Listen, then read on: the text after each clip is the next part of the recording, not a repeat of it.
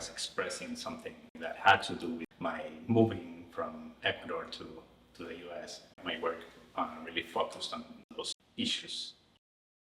I'm Edison Peñafiel, and I am a visual artist. A visual artist is someone that creates art that has a visual component. So I like to use this term because in my practice it starts with photography, but it can go anywhere. So I have included photography in painting, photography in ceramics. Art came really early in my life. I grew up in Ecuador. I didn't have access to art supplies. I used to like drawing a lot. When I was a kid, I would do painting in the walls of my rooms, like replicating CD covers from Metallica, or without any training at all. So when I moved here to the US, I was expressing something that was bothering me, that had to do with my moving from Ecuador to the US and the idea of migration and all of that. So my work really focused on issues. It was a way to express my experience, and my friends and the people I know experience, or people I have worked with here with a tourist visa, overstaying my visa. But I didn't have to cross the border. I met people that have crossed the border 4 or 5 times already during my different works that I have. In the end, they were feeling kind of the same when I got here. It's like, okay, are they going to find out or not? So very, very scared during that time.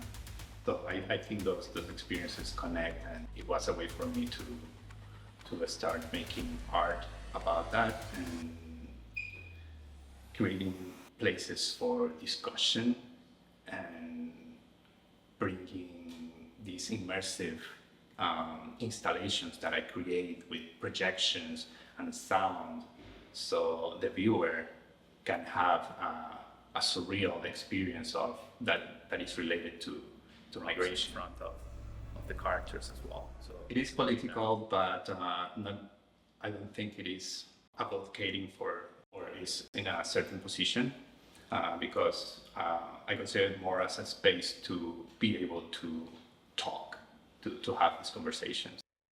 If you're pro or against it, I don't care about it, because everybody has their own right to have their opinion. For the first idea of the movie, which was the combination of a digital 3D background with characters wearing the costumes and the mask, and the idea was also to have props in front of the characters as well, so to create a seamless virtual and physical connection. We have this wolf character that it has like a distinct of blue, and kind of is my protagonist in the movie. His name is Arcturus, and he goes through different transformations between the scenes. It has been a way for me to study the issue of migration. Well, it's not an issue. That migration is natural, is part of every living thing, is embedded in their DNA. The way that I work is there's a concept which I'm constantly thinking about for a few months, probably 6 months, and then trying to solve the piece in my head. It's like, why I need to do it this way. There's a first image of how I want the installation, but then it comes the question to why it needs to be an installation. Could it be a painting? Could it be a photo? Okay, what about the photo? What about the painting? Are we talking about landscape paintings? How can I use landscape paintings? So we're talking about escape and migration, right? So just trying to figure out, and piece by piece.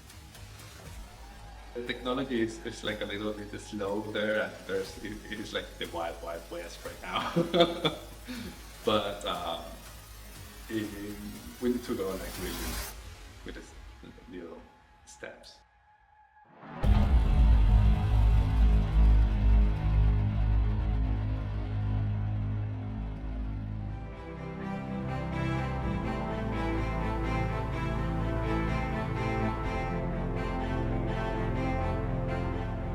I've always been into drawing. Like, Since I was little, I was drawing these little faces with peanut ears, like peanut-shaped ears, unicorns, and then horses. My name's Ingrid Schindel. I am a fine art printmaker, book artist, little bitty baby paper artist here and there. I was always the type of kid that was into drawing, you know, since I was a little kid. My high school teacher, Miss Stecker, had us do some printmaking things, you know, so the first is always a lino cut. You always carve, you know, that soft rubber. I carved this parrot and I printed it into my sketchbook. The motion of carving and working reductively instead of drawing and working additively was really interesting to me. It's kind of, you know, that old saying about like how Michelangelo could start with the toe of a sculpture and then do the fingertip and meet in the middle because the sculpture was already in there. He just had to chip it away.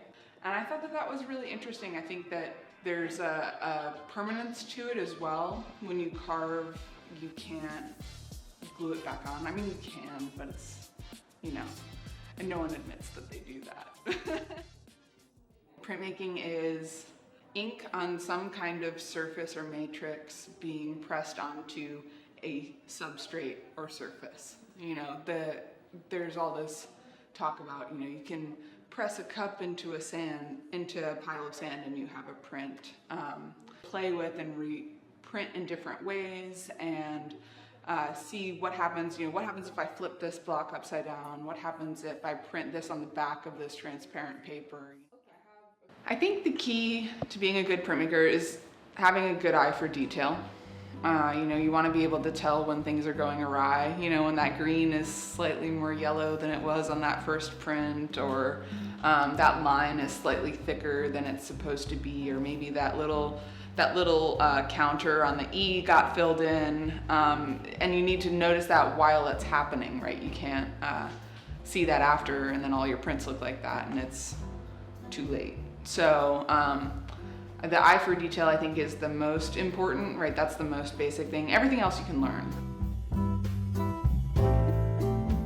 So expense is one thing, but really there's so many factors and barriers to printmaking, including space, weight, rarity of a lot of this equipment. I mean, we have presses from 1896 that we're still using to teach and make products and have on display in museums and places like that for different commissions that we're doing. So it's not just a matter of, you know, financial barriers. Our role as a public access shop is actually to break down as many of those barriers as possible and to create as much access as possible. So we're the only public access printmaking studio in South Florida.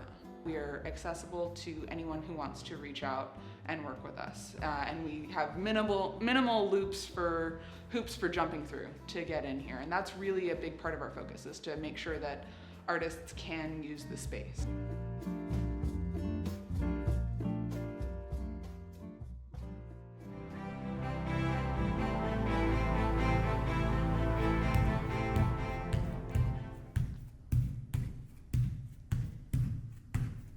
I've been saying.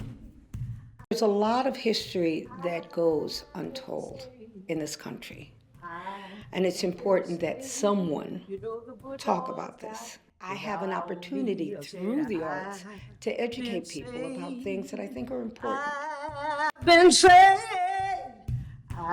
My name is Nicole Yarling. I play violin and I sing, teach, and I mentor. I write music. I create stuff. I make stuff up. I started playing as a child. I played violin in school. I always loved music, but I didn't really come into my artistic self until I was an adult, actually. It kind of found me. Someone introduced me to a jam session in the Bronx. And I think that's when the love really kicked in. I said, I want to learn how to do this. I want to learn how to play jazz. I'm still in the process of fully becoming an artist. Being creative is a process, and it's a learning process. For me, making music is transferring all of my life experiences onto either through my voice or through the violin. And one thing helped the other.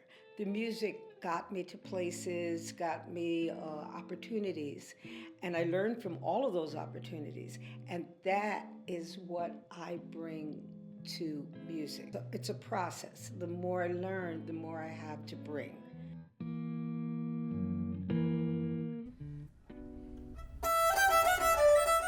As an African American woman, I never really kind of equated myself to playing fiddle. I thought that was something that other people did. I realized that there was an abundance of black fiddle players. We know that the banjo is from Africa, but there was a whole region of black fiddle players who made a living playing music and traveling.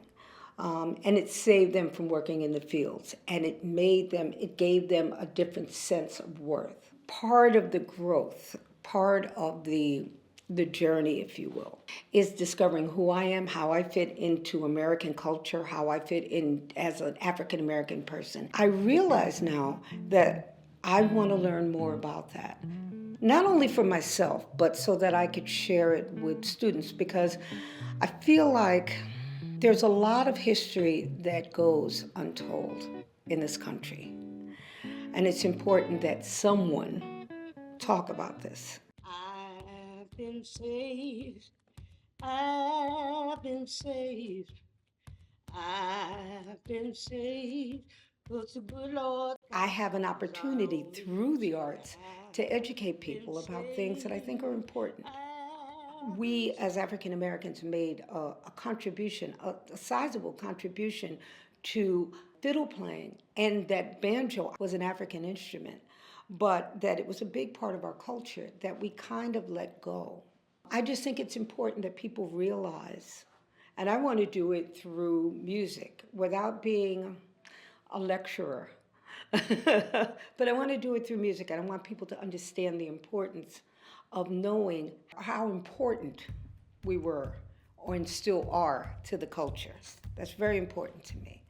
I've been saved. I've been saved. I've been saved. You know the good Lord's got his eye on me. I said I've been saved. I've been saved. I've been saved. Till the good Lord's got his eye on me.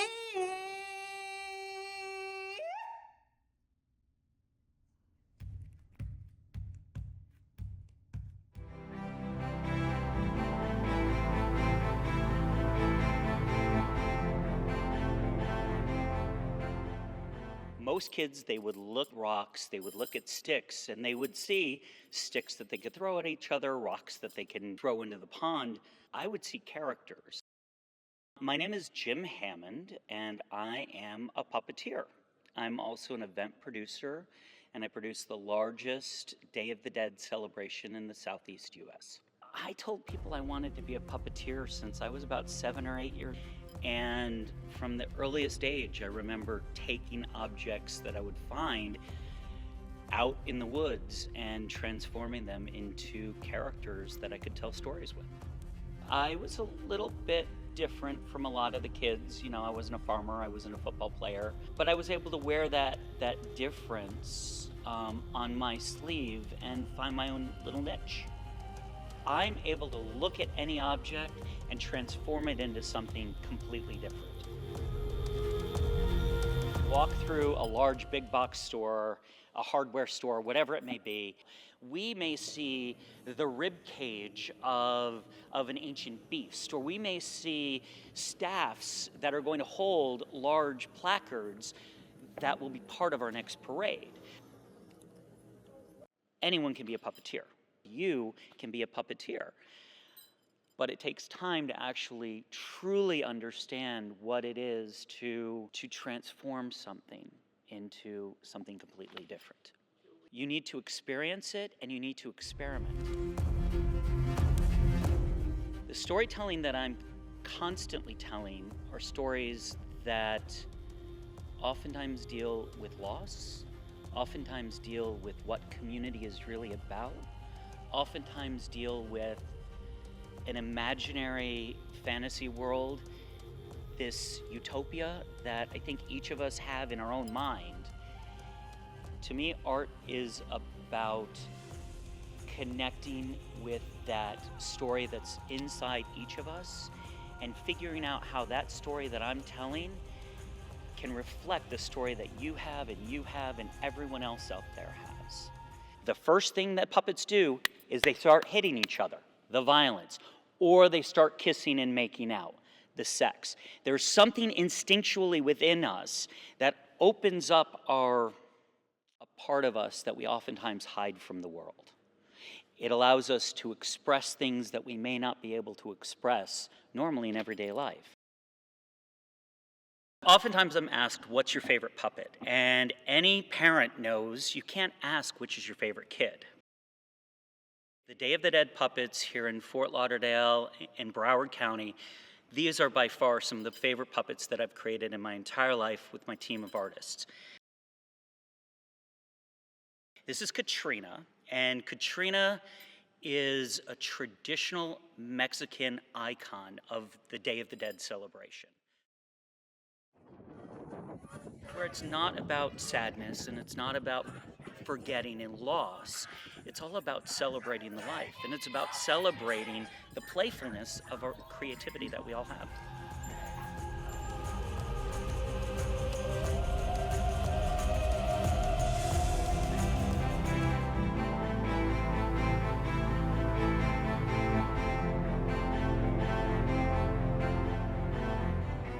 This first Caribbean American museum in the United States, we think even in the world. It was important to showcase the link between the Caribbean and the United States. We're tightly woven in so many ways that people don't even know about. Come on through to the first part of our exhibits, how the Caribbean got started, or how it was known by most of the people outside of the Caribbean, and that is with the indigenous people. It was actually named by the Europeans by the name of the Carib Indians, the Kalinago, who were a very seafaring and warriors and hunter type of Amerindian amongst all the other Amerindians. After the Europeans arrived in the Caribbean, we have a history of slavery and colonialism. People were brought in from Africa to work as enslaved people on those lands that were found in the West Indies. When we talk about the Caribbean, we're talking about those islands that are alongside the Caribbean Sea, but there's also a number of Caribbean nations that are mainland countries, such as Guyana, Suriname, and Belize, which are all considered part of the Caribbean. We have emancipation. Emancipation is when the slaves were freed in the Caribbean. There were several countries where the Africans actually ran away from being enslaved. And those persons who ran away from being enslaved formed their own tribes and their own settlements within other parts of the countries where they stayed there, were not being followed anymore, and they became the Maroons. So now we'll talk about how the Caribbean intertwines with the United States, how our histories combine, are intertwined. There's certain things that many people don't know. For example, one of the forefathers of the United States of America, Alexander Hamilton, is actually Caribbean. He's from Nevis. He's the first Secretary of the United States Treasury. Shirley Chisholm, who is both Guyanese and from Barbados, and she's the first Black woman who was elected to Congress, and she was the first Black candidate to seek a major party's presidential nomination, and she's the first woman to run as a Democrat for president. We have national influencers of Caribbean descent. Some of the more popular are Harry Belafonte, that many people know, Eric Holder, who was an attorney general in the Obama administration, people like Sidney Poitier, who gave us an opportunity to showcase the United States, what it is to be Caribbean. Probably the most well-known is Usain Bolt. And we have some artifacts in here from him as well. Those shoes belong to Usain Bolt, and they're signed by him. The boundaries between the Caribbean and the United States are very much intertwined, actually. In Haiti, especially let's speak in the context of Haiti, since all of these artists are Haitian, there's a very rich tradition of African American artists in particular going to Haiti and being influenced by the culture of Haiti. From the 1920s, there was William Edward Scott, Harlan Jackson in the 1940s, Elzéar Cortor, dancers such as Catherine Dunham, the sculptor Richmond Barthé. Tons of African American artists in particular spent time in Haiti and were very influential in terms of Haitian arts, the development of Haitian arts, and the development of Haitian modernism. The Haitian artists today are at the top of the contemporary art market and just contemporary arts in general as Haitian American artists and as global artists working directly from Haiti.